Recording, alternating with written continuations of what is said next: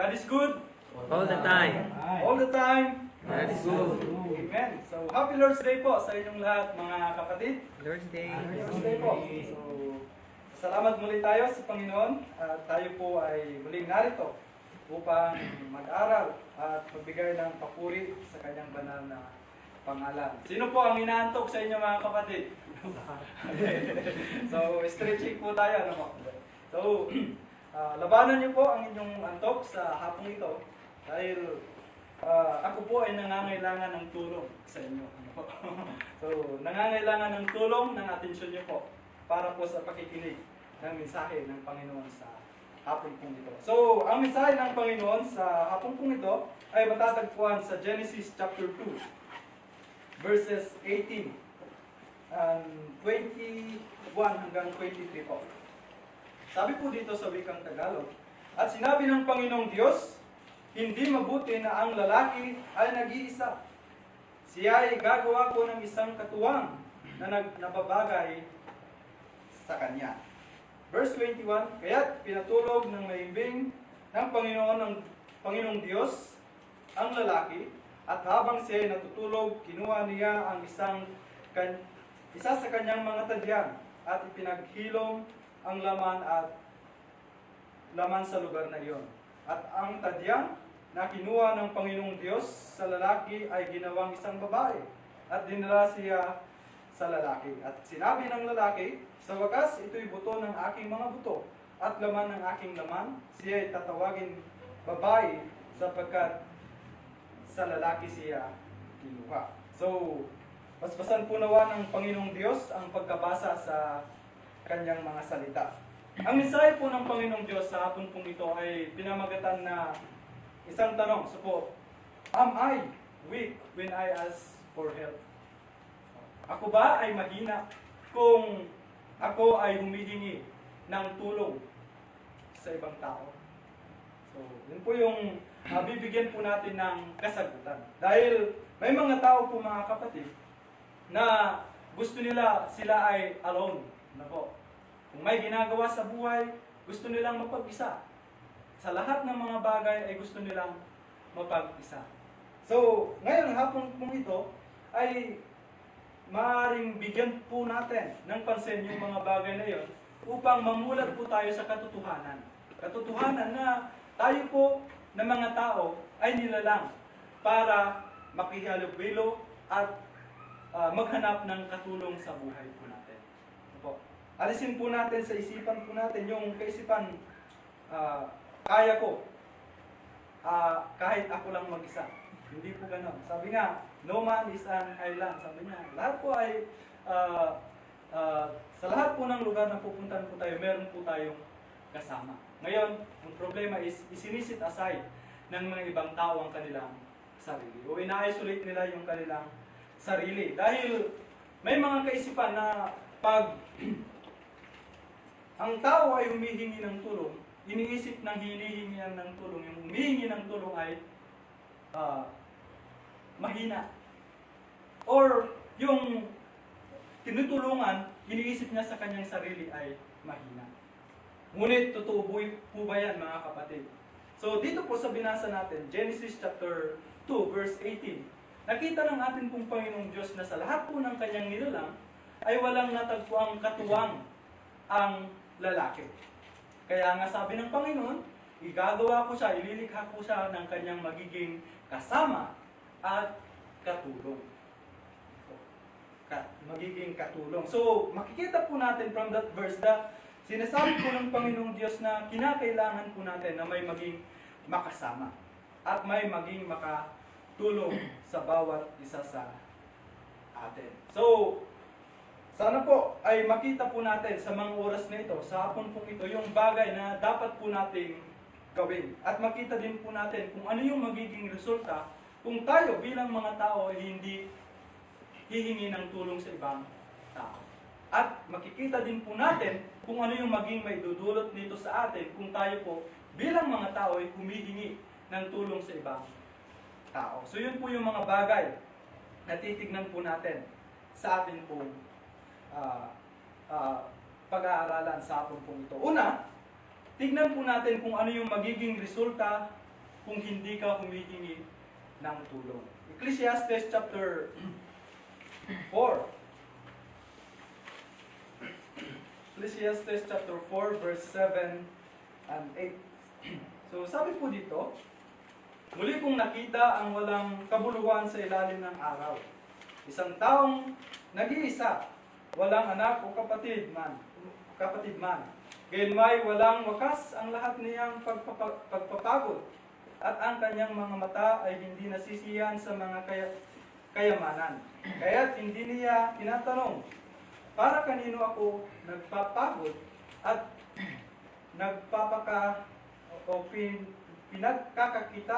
pinagkakaitan ko ang aking sarili ng kasiyahan. Ito man ay walang kabuluhan at malungkot na bagay. So dito po, sa binasa po natin, ang sumulat po ay si Haring Solomon, na kung saan kilala po natin siya bilang matalino, binigyan ng karunungan ng ating pong Panginoong Diyos na alam halos maraming bagay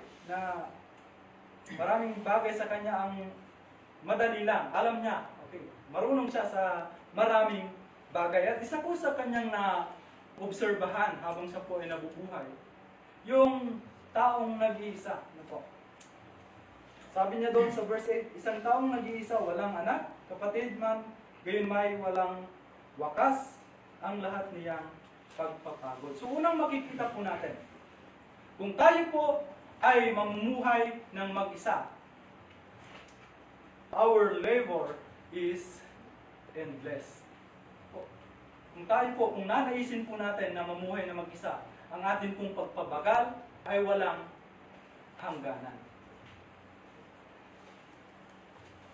At ang pinakamasakla po na sinasabi po dyan sa verse 8 o verse 7 o verse 8, sabi dyan, hindi ka rin masisiyahan doon sa mga kayamanan. Ngayon, may mga tao na nagsasabi, mag-aaral akong mabuti, sisikapin kong mag-isa ko na makatapos at makamit ang mga pangarap ko para pag naging successful na ako, magiging masaya ako.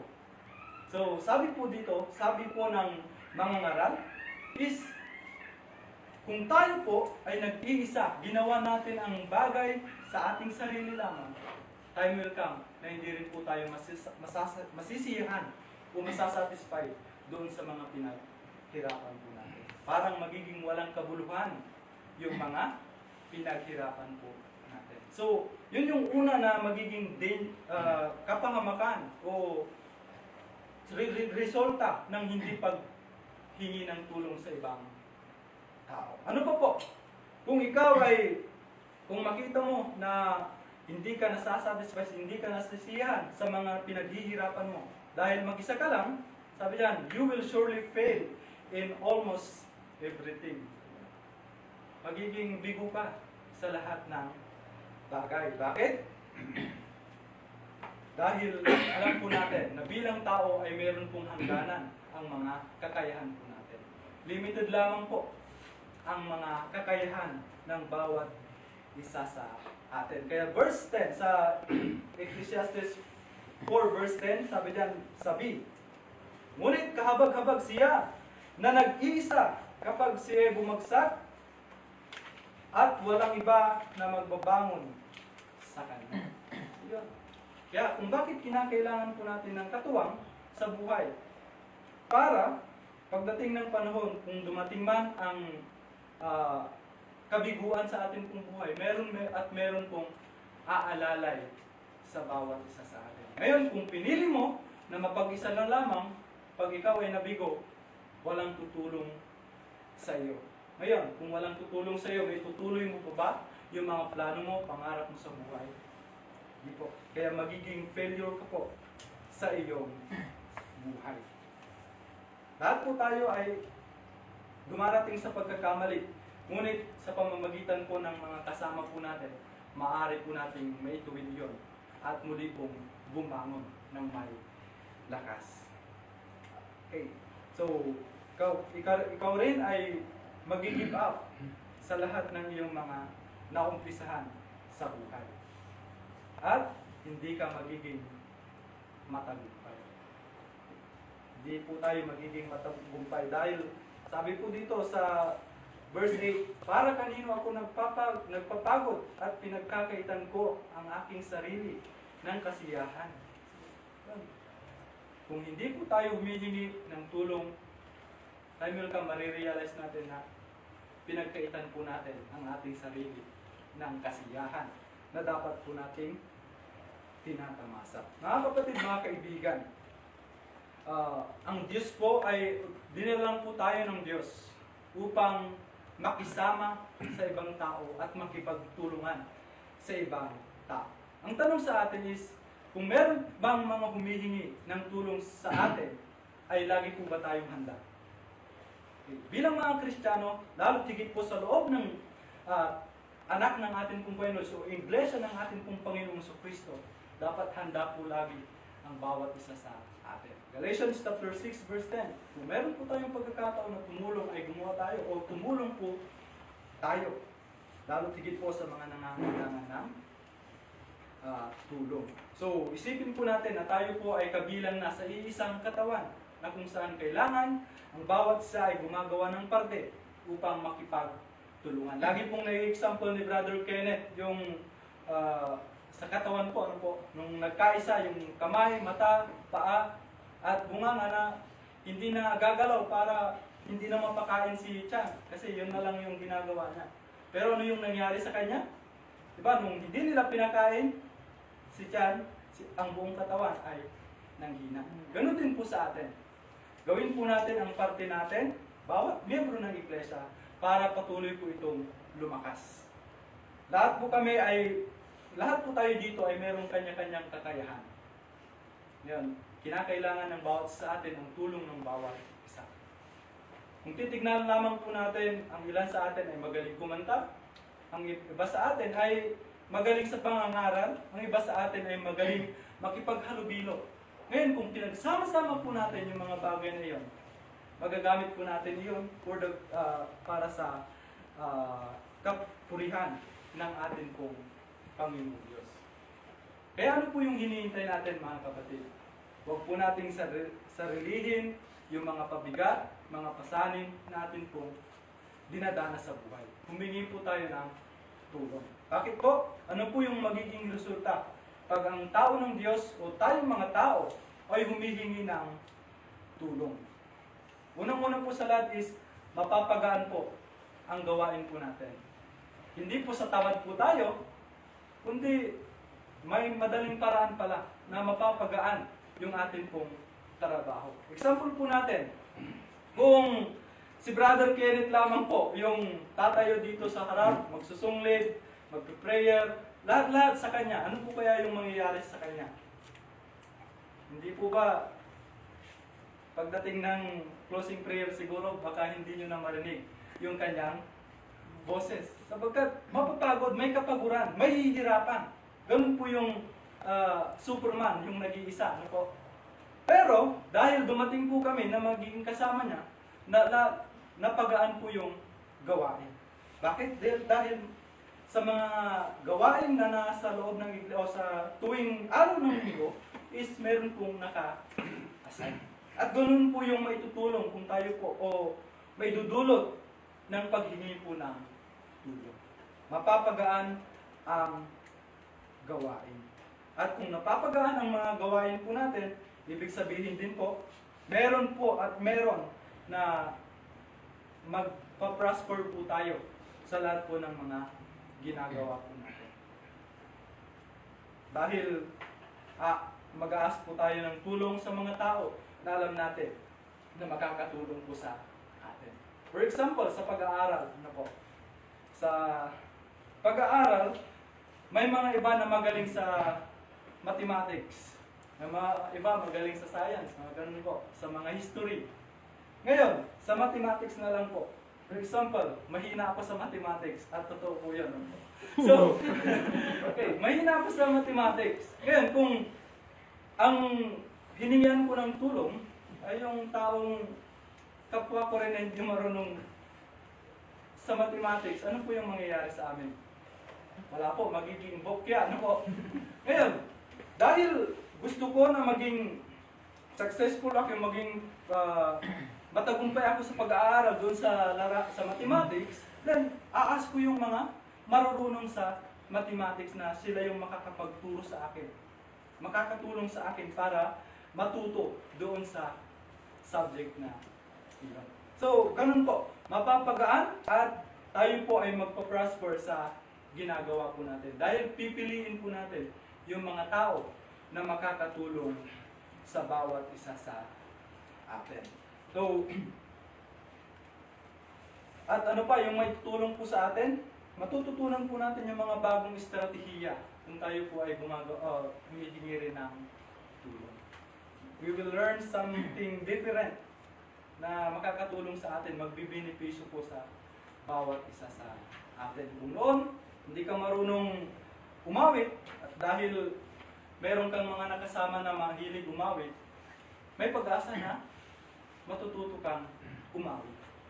Ganun po yung may dudulot po natin. Matututunan po natin little by little or ang mga maliliit na bagay, step by step, kung tayo po ay humihingi ng tulong. So, ano pa yung mga makikita po natin mga kapatid?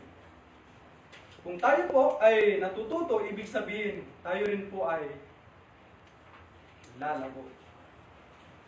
Lalago. Kaya nga po sa Ephesians chapter 4 verses 11 to 13, makikita po natin dyan mga kapatid na naglagay ang ating pong Panginoong Kristo ng mga iba't ibang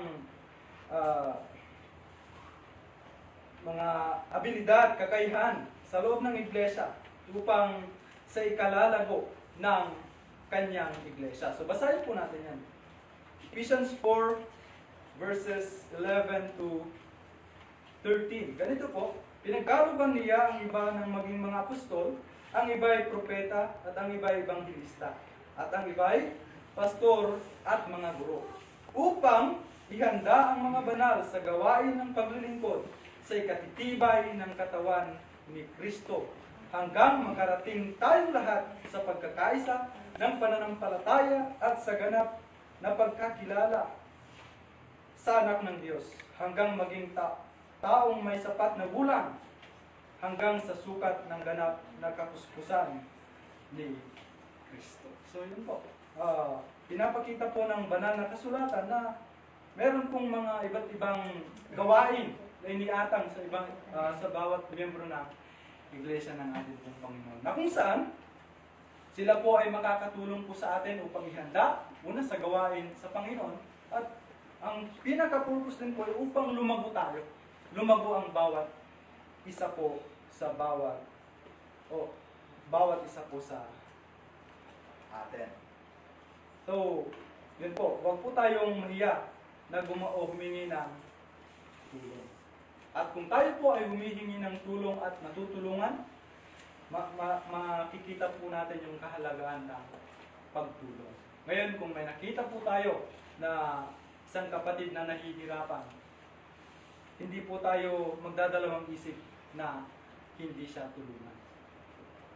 Nandyan po agad yung tulong natin kasi mapapahalagahan po natin, makikita po natin yung kahalagahan ng pagtulong bilang mga magkakapatid. So Galatians chapter 6 verse 2, sabi po dito, dalhin ninyo ang mga pasanin ng isa't isa, at sa gayon ay matutupad ninyo ang kautusan ni Kristo. So willing po ba tayo mga kapatid na magtulungan sa magtulungan ang bawat isa? Hello po mga kapatid, kinakausap po kayo. Okay, so willing po ba tayo na makipagtulungan? Willing po ba tayo na makipasan sa mga pasanin ng mga kapatid po natin? Sana po. Sana po, amen. Sana po, lahat po tayo ay willing na tumulong sa bawat isa sa atin. Ngayon, kung tayo po ay nakakatanggap ng tulong sa mga kapatid po natin, sana ay wag din po tayong maging wise. Wise, ano po? Kasi may mga tao na pag tinutulungan mo, nagiging boss. Instead na tumulong din para matuto, instead na siya ay gumawa rin ng kanyang para sa kanyang sarili, para makaahon siya, mapagtagumpay niya kung ano yung hinaharap niya, nagiging boss na, pinapaubayan na sa mga kapatid yung gawain. Sana hindi po maging ganon yung atin pong pag-uugali. Kung the more na nakakatanggap po tayo ng tulong sa mga kapatid po natin, sana the more din na tinutulungan natin ang ating sarili. Okay. At nakikipagkaisa po tayo para sa mabuting resulta ng ating pong pamumuhay. So, meron po pong napaka malala, ano po, kasi may mga tao na humihingi ng tulong, pero pag sila yung hiningan mo ng tulong, wala nang oras, ano po. Umiiwas na po sila. Yun po yung mga attitude na dapat pong iwasan, lalo tigit bilang mga anak ng Diyos. Dapat lagi po tayong handa sa pagtulong sa lahat po ng mga kapatid po natin o maging sa mga tao na nangangailangan po ng tulong. At ngayon, kung tayo po ay humihingi ng tulong, makikita po natin mga kapatid na hindi po tayo mahina. Hindi ka mahina kapatid. Hindi tayo mahina kung tayo po ay hihingi ng tulong sa mga kapatid. Kundi mapapatunayan po natin na tayo ay isang matibay at marunong. Dahil alam po natin ang kagustuhan ng Diyos na tayo po ay nilikha para may maging mga katuwang sa lahat po ng gawain po natin sa ating pong buhay. So yun po yung mga magiging resulta kung tayo po ay magiging o hihingi ng tulong. Lastly, kanino ako hihingi ng tulong? Kasi bilang sa atin, bilang mga magkakapatid, kahit sino po dito, pwede nating hingian ng tulong. Pero may mga time na tayo po ay malayo sa isa't isa. Ngayon, kanino tayo hihingi ng tulong? So, una po na kinakailangan po nating hingian ng tulong ay yung mga tunay na kaibigan. So, sabi po ng banal na kasulatan sa Proverbs chapter 17, verse 18. Okay, so sabi po dito, 17 verse 18 ba? Mali ata yung nilagay ko.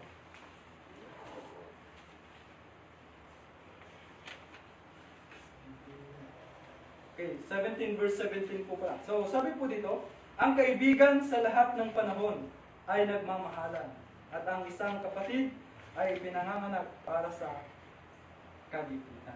Alam niyo po, last Saturday, naranasan ko po yun. Ano po? Pagkatapos po ng Bible study dito is nasiraan yung motor ko nung pauwi na po. So, dahil malayo pa po sa amin, ang unang-una ko pong tinawagan ay yung mga malalapit sa akin, yung mga kaibigan ko. At alam niyo po kung anong naging resulta? Sila po agad-agad po silang sumunod doon sa tinirikan ng motor ko. So, yun po, maaasahan po natin yung mga tunay na kaibigan. Kaya wag po tayong magdalawang isip kung tayo man po ay nangailangan. Hingi po tayo ng tulong sa mga kaibigan po natin. Yung mga tunay na kaibigan. Kasi sa mundong ito, may mga piking kaibigan. Na ang nais lamang is sirain ka. Or yung iba, masaklap, parang kukuhanan ka lang ng, kung meron silang kailangan, doon lang sila naroon. Or karami mo sila. Pero pag sa kagipitan na, ang gapula. So, yan. Lumapit po tayo sa mga tunay na kaibigan. Sabi pa po dyan sa 18 verse 24, may mga kaibigang nagkukunwaring kaibigan. Ito po yung sinasabi ko. Ngunit may kaibigan na mas madikit kaysa isang kapatid. Yun po, sa mga kaibigan po tayo humingi ng tulong, sa mga malalapit na kaibigan po natin, doon sa mga tunay at may tutulong po natin na kaibigan at anak ng atin pong Panginoon Diyos. Pangalawa po is sa atin pong mga pamilya. Sabi nila, ang pamilya ang katulungan pag dumating ang kagipitan. Po, tunay po yan mga kapatid. Marami na po akong naobserbahan na sa pagdating sa pamilya is kung mayroon pong nahihirapan sa miyembro ng kanilang pamilya is andun po lahat sila na sumusuporta, nagpapalakas, ini-encourage yung miyembro ng kanilang pamilya. And number 3 na kinakailangan po nating hingian ng tulong is tayo po, the church family, our church family. So kung titignan po natin yung naging ugali ng mga kapatiran o mga unang Kristiyano is doon sa Acts chapter 2 verses 44 to 45. Nung nakita nila na may mga kapatid na nangangailangan, po, parang itunuring nila yung pagmamay-ari ng isa ay pagmamay-ari ng lahat. Why? Because they want to help one another. Doon po yung nasa kanilang puso. Bigyan ng tulong ang bawat nangangailangan sa mga kapatid. So sana, bilang mga Kristiyano na po, tayo po ay maaasahan po sa lahat po ng mga o kung may mga nangangailangan ng tulong sa ating pong pamumuhay. And next is yun po yung pinakahuli na kailangan po natin hingian ng tulong ay ang ating pong Panginoong Diyos. May mga pagkakataon na maaaring ang mga kaibigan po natin ay hindi kaagad makaresponse o makatulong, maging ang mga pamilya po natin. Pero ang ating pong Panginoong Diyos ang siyang dakilang tagapagtulong sa lahat ng mga humihingi ng tulong. So basahin po natin yung Psalms 121 verse 2. Psalms 121 verse 2, sabi po dito, ang saklolo sa akin ay buhat sa Panginoon na siyang gumawa ng langit at lupa. Pinapakita po dyan na kinakailangan po natin ng tulong is manggagaling po yan sa Diyos na may lalang ng langit at lupa. Kung kaya niya pong lalangin ang lahat ng mga bagay sa mundo ito, ibig sabihin kayang-kaya na rin pong ibigay kung ano yung mga kinakailangan po natin na tulong. Pero, sana wag lamang po tayong lumapit sa Diyos kung nangangailangan po tayo ng tulong. Wag po nawang maging attitude ng bawat isa po sa atin yung bagay na yun. Dapat, everyday na nabubuhay po tayo, may kailangan man tayo o wala, sana humihingi pa rin po tayo ng tulong na mula sa ating pong Panginoon Diyos. So, sana wag din pong matakot ang bawat isa po sa atin. Ano po? Kung ang Diyos ay ang ating pong katulungan sa ating pong buhay, sana wag nang magulumihanan, malumbay ang bawat isa po sa atin o matakot sa kanino paman. Sabi po ng banal na kasulatan, Hebrews 13 verse 6, sabi po dito, kaya't panatag nating masasabi, ang Panginoon ang aking katulong, hindi ako matatakot. Anong magagawa sa akin ng tao? Wala po. Walang magagawa ang ibang tao sa atin. Kung tayo po ay kumakapit at naniniwala, nananampalataya ng Diyos ay tumutulong po sa atin. Mga kapatid, mga kaibigan, kung ikaw po ay nakaramdam ng walang pagtulong o walang pagtulong sa buhay, lumapit ka po sa Diyos at lalapit din po sa iyo upang ikaw ay tulungan. Kung ikaw ay naguguluhan at nasa isipan mo is mahina ka kung humingi ka ng tulong, kapatid, baguhin mo na po yan. At ngayon na po yung time para humingi ka ng tulong para sa iyo at para sa pagtatagumpay mo. Alam ko po mga kapatid, na ang bawat isa po sa atin na ay nagnanais na makamit po yung tamis ng tagumpay, tamis ng matanggap yung buhay na walang hanggan. At makakamit po natin yun mga kapatid kung tayo po ay iisa at nagtutulungan. Meron pong isang kwento, isang anthropologist po na nagpalaro sa mga tribo sa mga bata sa mga tribo ng Africans. Ang anthropologist po na ito is naglagay ng matatamis na prutas sa isang basket at nilagay niya sa puno. Ngayon, sinabihan niya yung mga bata na ang sino mang unang makakakuha ng prutas na iyon ay sa kanya na lahat yung prutas na nandoon sa basket. So, yung pinumpisahan na ng anthropologist, yung palarong iyon, nung sinabi niya na, o nung siya ay nagbilang ng 1, 2, 3 para magunahan yung mga bata, pagkabilang niya ng 1, 2, 3 at pinatakbo yung mga bata, alam niyo po kung ano yung ginawa ng mga bata? Sila po ay naghawak-hawak ng kamay at sabay-sabay po na tumakbo doon sa isang basket na matatamis na prutas. Okay. Kaya, nung pagdating po nila doon, ibig sabihin sila pong lahat ay nakakuha doon sa prutas. Ngayon, nung lumapit po yung anthropologist, tinanong niya po yung mga bata. Bakit ganun ang iyong ginawa? Mas maswerte sana kung yung iisa lang yung makakakuha at marami, dahil marami siyang pagkain. Ano yung sabi ng mga bata? Ubuntu, sabi nila. Tapos, paano magiging masaya ang isa sa amin kung nakikita namin ang isa ay ang iba ay nalulungkot.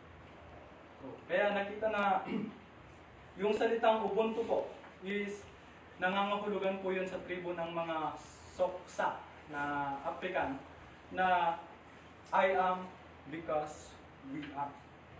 So, ako dahil tayo, sabi niya sa wika po natin. So ano pong ibig ko pong sabihin kung bakit pinarating ko po yun sa atin? Marahil tayo po ay nabuhay ng mag-isa, nabubuhay ng mag-isa. Pero mga kapatid, kung ninanais po natin na matanggap po yung tamis ng kaligtasan, buhay na walang hanggan, maghawak-hawak kamay po tayo, magtulungan po tayo mga kapatid. Lamang po ang mensahe ng atin pong Panginoong Diyos. Sana po ay nakapagbigay ng encouragement, paalala sa bawat isa po sa atin. Happy Lord's Day po sa inyong lahat.